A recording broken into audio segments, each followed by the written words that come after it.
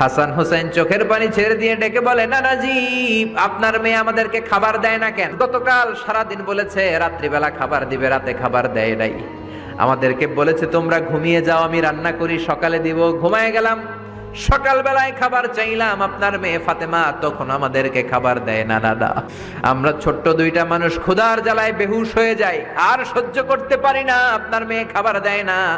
দুপুর হয়ে গেল, দুইজনে কান্নাকাটি করি, আপনার মেয়ে এখন পর্যন্ত আমাদেরকে খাবার দেয় নাই।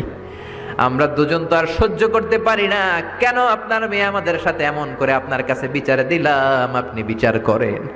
বিশ্বনবী আর কি বিচার করবেন? ডেকে বললেন, হাসান রে কাছে আয়।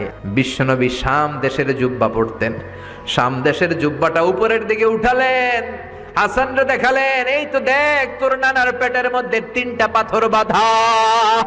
একদিন না খেয়ে থাকার কারণে তোদের পেটে এত জ্বালা, এত কষ্ট।